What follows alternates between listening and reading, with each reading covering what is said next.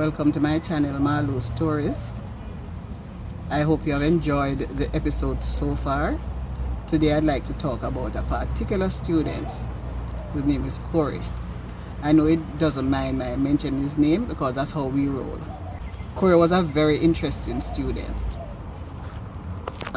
He spent about 5 years. Actually, he spent 5 years between grade 10 and grade 11. Not because he wasn't capable of the work or he was having problems understanding the work, but mainly because he was too busy enjoying school to bother with boring things like schoolwork. He was the captain of the cricket team and the football team. Just like another student that I'll mention sometime later named Soupbone. Now, Corey broke 3 of his limbs between 10 grade and 11 grade. And that is one of the main reasons why he had to spend so much time in school. Now, some of those injuries were injuries that he got on the athletic field, but one of them, he was just upstairs the 10th grade block and he looked down and he said, I wonder if I can jump off this building. And he did, and he broke his arm.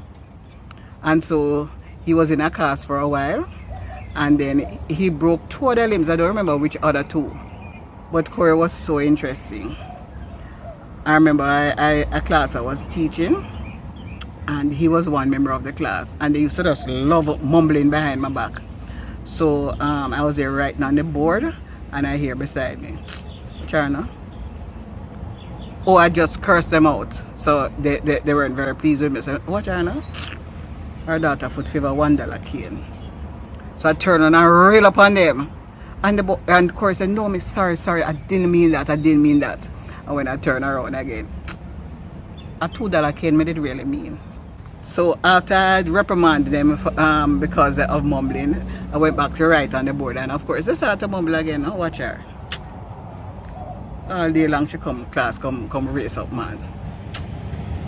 She can't do that at our house, you know, because she didn't have key to our house. When she go home from school, she have to sit up on the step and wait until her husband come home. And then when he come, he say, Maureen, what you doing on the step? Go inside, go cook the dinner. And she can't say anything to him, you know. So she'll wait until she come school and take it out on us. No, because Corey was in 4th and 5th form so long. You know, there were jokes going around, you know, so we used to call him the old boy.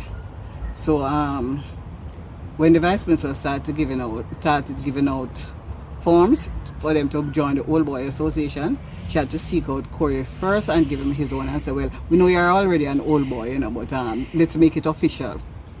For 4 of those 5 years, I taught Corey English and history as well. And so the final year in 5th form now, he got a new teacher.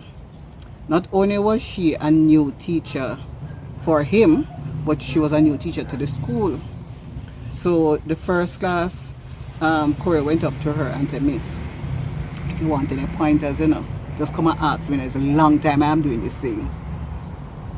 So he was so pleasant and he was always ready to laugh at himself. And, you know, I always wondered what happened to him. And I'd talk about him a lot. Then one day, I was having physiotherapy. And I was there and the physiotherapist and I were having a conversation. And then she went around to our next client. And then she came back to me and said, one of your students in the next stall. I said, really? Could you please find out his name for me? And then she came back and said, Corey. He wanted to come over and talk to me. So he was having physiotherapy too. And you can imagine having broken all those limbs, he probably would need to have physiotherapy. And he came over and we had a long talk, and it was so nice, you know. So I found out, we were able to talk, and I could find out what he was doing and what had happened to him, and that everything was okay with him. And to this day, he's one of my favorite students. Well, until next time.